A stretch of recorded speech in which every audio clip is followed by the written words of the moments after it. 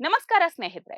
Neat ಪರೀಕ್ಷಾ ಅಕ್ರಮದ ಬೆಂಕಿ ಇಡೀ ದೇಶದ ಯುವ ಜನರ ಭವಿಷ್ಯವನ್ನ ಸುಡ್ತಾ ಇರುವಾಗ ಜಂತರ್ ಮಂತರ್ನಲ್ಲಿ ವಿದ್ಯಾರ್ಥಿಗಳ ಆಕ್ರೋಶ ಮುಗಿಲು ಮುಟ್ಟಿದಾಗ ಕೊನೆಗೂ ನಮ್ಮ ಪ್ರಧಾನಿ ನರೇಂದ್ರ ಮೋದಿ ಅವರಿಗೆ ನಾನೇನಾದ್ರೂ ಹೇಳಬೇಕು ಅನ್ನೋದು ನೆನಪಾಗಿದೆ. ಟ್ವಿಟರ್ನಲ್ಲಿ ಒಂದು ಪೋಸ್ಟ್ ಹಾಕಿ ಯುವಕರ ಭವಿಷ್ಯಕ್ಕಿಂತ ದೊಡ್ಡದು ಯಾವುದೂ ಇಲ್ಲ, ಅಕ್ರಮ ಎಸಗಿದವರಿಗೆ ಕಠಿಣ ಶಿಕ್ಷೆ ವಿಧಿಸೋದಕ್ಕೆ ಫಾಸ್ಟ್ ಟ್ರ್ಯಾಕ್ ಕೋರ್ಟ್ ಸ್ಥಾಪಿಸ್ತೀವಿ ಅಂತ ದೊಡ್ಡದಾಗಿ ಘೋಷಿಸಿದ್ದಾರೆ. ಆದ್ರೆ ಪ್ರಧಾನಿ ಅವರೇ, ದೇಶದ ಲಕ್ಷಾಂತರ ವಿದ್ಯಾರ್ಥಿಗಳು ಮತ್ತು ಪೋಷಕರು ಇವತ್ತು ಕೇಳ್ತಾ ಇರೋದು ಒಂದೇ ಮಾತು: ಇಷ್ಟು ದಿನ ಎಲ್ಲಿದ್ರಿ ಅಂತ. ಇದು ಬರೀ ಟ್ವೀಟ್ ಮಾಡಿ ಭರವಸೆ ಕೊಡುವ ಸಮಯ ಅಲ್ಲ, ಜವಾಬ್ದಾರಿ ವಹಿಸಿಕೊಂಡು ಉತ್ತರ ಕೊಡುವ ಸಮಯ. ಕಳೆದ ಕೆಲವು ವರ್ಷಗಳಿಂದ ಸಾಲು ಸಾಲಾಗಿ ಪ್ರಶ್ನೆ ಪತ್ರಿಕೆಗಳು ಲೀಕ್ ಆಗ್ತಲೇ ಇತ್ತಲ್ಲ, ಆಗ ನಿಮ್ಮ ಈ ಫಾಸ್ಟ್ ಟ್ರ್ಯಾಕ್ ಕೋರ್ಟ್ಗಳು ಎಲ್ಲಿಗೆ ಹೋಗಿದ್ವು? ಪ್ರತಿಯೊಂದು ಹಗರಣ ನಡೆದಾಗ್ಲೂ ಕಮಿಟಿ, ತನಿಖೆ, ಕೋರ್ಟ್ ಅನ್ನುವಂತಹ ಹೊಸ ಹೊಸ ಆಡಳಿತಾತ್ಮಕ ಪದಗಳನ್ನ ಹುಡುಕಿ ವಿದ್ಯಾರ್ಥಿಗಳ ಕೋಪ ತಣ್ಣಗಾಗಿಸೋದೇ ನಿಮ್ಮ ಖಾಯಂ ಯೋಜನೆಯ? ತಪ್ಪಿತಸ್ಥರನ್ನ ಬಿಡೋದಿಲ್ಲ ಅಂತ ದಿನವೂ ಭಾಷಣ ಬಿಗೀತಿರಲ್ಲ. ಇಷ್ಟೊಂದು ದೊಡ್ಡ ಮಟ್ಟದ ಭ್ರಷ್ಟಾಚಾರಕ್ಕೆ ಕಾರಣವಾದ ಎನ್ಟಿಎ ಸಂಸ್ಥೆಯ ಮುಖ್ಯಸ್ಥರನ್ನ ಇನ್ನೂ ಯಾಕೆ ಉದ್ಯೋಗದಿಂದ ವಜಾಗೊಳಿಸಲಿಲ್ಲ ನೀವು? ವ್ಯವಸ್ಥೆಯಲ್ಲಿರುವ ದೊಡ್ಡ ತಿಮಿಂಗಿಲಗಳನ್ನ ರಕ್ಷಿಸ್ತಾ ಸಣ್ಣ ಪುಟ್ಟ ಏಜೆಂಟರನ್ನ ಜೈಲಿಗೆ ಕಳಿಸೋದು ನಿಮ್ಮ ಕಠಿಣ ಕ್ರಮಾನ?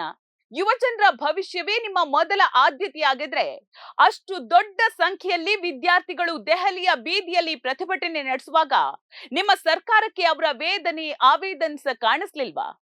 ಜಂತರ್ ಮಂತರ್ನಲ್ಲಿ ಪ್ರತಿಭಟನೆ ತೀವ್ರಗೊಂಡು ಸರ್ಕಾರದ ಇಮೇಜ್ಗೆ ಇನ್ನೇನು ಧಕ್ಕೆ ಬರುತ್ತೆ ಅಂದಾಗ ಮಾತ್ರ ನಿಮ್ಗೆ ವಿದ್ಯಾರ್ಥಿಗಳು ನೆನಪಾದ್ರ?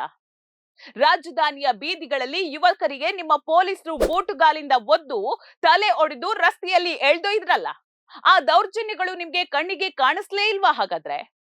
ವಿದ್ಯಾರ್ಥಿಗಳ ರಕ್ತ ಹರಿಯುವಾಗ ಬಾಯಿ ಮುಚ್ಚಿ ಕುಳಿತಿದ್ದ ನಿಮ್ಮಿಂದ ಈ ದೇಶದ ಯುವ ಜನತೆ ಯಾವ ನ್ಯಾಯವನ್ನ ತಾನೇ ನಿರೀಕ್ಷಿಸೋದಕ್ಕೆ ಸಾಧ್ಯ ಹೇಳಿ?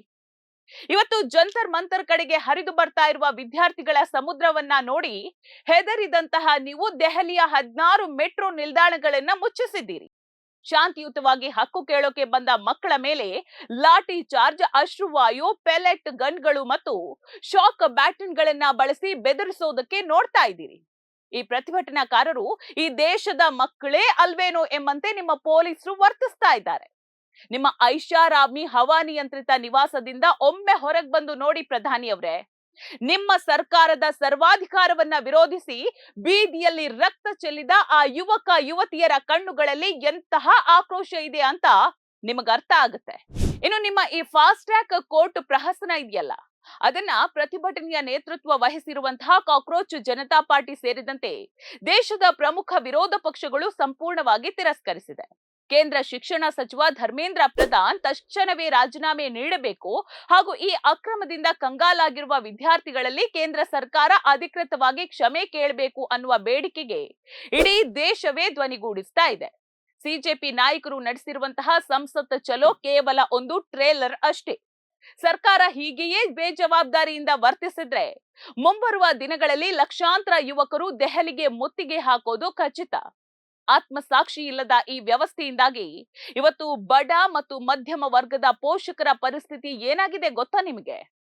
ತಮ್ಮ ಸಣ್ಣ ಜಮೀನು ಮಾರಿ ತಾಯಿಯ ಮೈ ಮೇಲಿನ ಒಡವೆಗಳನ್ನ ಅಡವಿಟ್ಟು ಮಕ್ಕಳನ್ನ ಕೋಚಿಂಗ್ಗೆ ಕಳಿಸಿದ ಬಡ ಪೋಷಕರಿಗೆ ನೀವು ಹೇಳುವ ಫಾಸ್ಟ್ ಟ್ರ್ಯಾಕ್ ಕೋರ್ಟ್ ಅನ್ನುವಂತಹ ಹೈಫೈ ಪದಗಳು ಅರ್ಥ ಆಗೋದಿಲ್ಲ ಮೋದಿ ಅವರೇ. ಹಗಲು ರಾತ್ರಿ ಕಣ್ಣಿಗೆ ಎಣ್ಣೆ ಬಿಟ್ಟು ಕಷ್ಟಪಟ್ಟು ಓದಿದ ವಿದ್ಯಾರ್ಥಿಗಳಿಗೆ ಸಿಗಬೇಕಿದ್ದ ಸೀಟನ್ನ ಲಕ್ಷ ಲಕ್ಷ ಹಣ ಕೊಟ್ಟು ಪ್ರಶ್ನೆ ಪತ್ರಿಕೆ ಕೊಂಡಂತಹ ಕಳ್ಳರು ಕಸಿಯುವಾಗ ನಿಮ್ಮ ವ್ಯವಸ್ಥೆ ಕುಂಭಕರ್ಣರಂತೆ ನಿದ್ರಿಸ್ತಾ ಇತ್ತ? ಆ ಬಡ ಪೋಷಕರ ಕಣ್ಣೀರಿಗೆ ನಿಮ್ಮ ಒಂದು ಸಾಲಿನ ಟ್ವೀಟ್ ಎಂದಾದ್ರೂ ಪರಿಹಾರ ನೀಡೋದಕ್ಕೆ ಸಾಧ್ಯ ಇದೆಯಾ ಹೇಳಿ? ಪ್ರಧಾನಿ ಅವರೇ, ದೇಶದ ಶಿಕ್ಷಣ ವ್ಯವಸ್ಥೆಯು ಭ್ರಷ್ಟ ರಾಜಕಾರಣಿಗಳು ಮತ್ತು ಮಾಫಿಯಾಗಳ ಕೈಯಲ್ಲಿ ಸಿಲುಕಿ ಸಂಪೂರ್ಣವಾಗಿ ಹದಗೆಟ್ಟು ಹೋಗಿದೆ. ನಮ್ಗೆ ಕೇವಲ ಮೇಲ್ನೋಟಕ್ಕೆ ಮಾತುಗಳಾಗ್ಲಿ ಅಥವಾ ಸದ್ಯದ ಪರಿಸ್ಥಿತಿಯನ್ನ ತಿಳಿಗೊಳಿಸುವಂತಹ ಸಣ್ಣ ಪುಟ್ಟ ಘೋಷಣೆಗಳಾಗ್ಲಿ ಬೇಕಿಲ್ಲ. ವಿದ್ಯಾರ್ಥಿಗಳು ನಿಮ್ಮಿಂದ ಬರೀ ಟ್ವೀಟ್ ಅಥವಾ ಭರವಸೆಯ ಭಾಷಣಗಳನ್ನ ನಿರೀಕ್ಷಿಸ್ತಾ ಇಲ್ಲ. ಬದಲಾಗಿ ಜವಾಬ್ದಾರಿ ವಹಿಸಿಕೊಳ್ಳುವ ಒಬ್ಬ ದಿಟ್ಟ ನಾಯಕತ್ವವನ್ನ ಕೇಳ್ತಾ ಇದ್ದಾರೆ. ಎಂದು ವಿದ್ಯಾರ್ಥಿಗಳ ಮೇಲಿನ ದೌರ್ಜನ್ಯವು ಯುವ ಜನತೆಯ ಶಕ್ತಿಯನ್ನ ಕುಗ್ಗಿಸಲಿಲ್ಲ, ಬದಲಾಗಿ ನಿಮ್ಮ ಸರ್ಕಾರದ ನಿಜವಾದ ಮುಖವನ್ನ ಜಗತ್ತಿನ ಮುಂದೆ ಬೆತ್ತಲು ಮಾಡಿದೆ. ಈ ಹೋರಾಟಕ್ಕೆ ಈಗ ದೇಶದ ಸಿನಿಮಾ ನಟರು, ಉದ್ಯಮಿಗಳು, ವಿವಿಧ ಸಂಘಟನೆಗಳು ಹಾಗೂ ಸಾರ್ವಜನಿಕರು ಬೆಂಬಲವಾಗಿ ನಿಂತಿದ್ದಾರೆ. ಪ್ರಧಾನಿ ಅವರೇ, ಇನ್ನು ಮುಂದೆ ಈ ಕಣ್ಣೊರೆಸುವ ತಂತ್ರಗಳು ಇದೆಯಲ್ಲ, ಅದೆಲ್ಲ ನಡೆಯೋದಿಲ್ಲ ಬಿಡಿ. ಹಗರಣಕ್ಕೆ ಕಾರಣವಾದ ದೊಡ್ಡ ತಲೆಗಳನ್ನ ತಕ್ಷಣವೇ ಜೈಲಿಗೆ ಕಳುಹಿಸಿ. ಕಳೆದು ಹೋದ ವಿದ್ಯಾರ್ಥಿಗಳ ಸಮಯ ಮತ್ತು ನಂಬಿಕೆಯನ್ನ ಮರಳಿ ಕೊಡಿ. ಇಲ್ಲವಾದ್ರೆ ಈ ದೇಶದ ಯುವ ಶಕ್ತಿ ನಿಮ್ಮ ಈ ಸರ್ವಾಧಿಕಾರಕ್ಕೆ ಮುಕ್ತಾಯ ಹಾಡೋದು ಖಂಡಿತ. ನೋಡ್ತಾ ಇರಿ ಸಮ ಸಮಾಜಕ್ಕಾಗಿ ಕನ್ನಡವ ನ್ಯೂಸ್. ನಮಸ್ಕಾರ.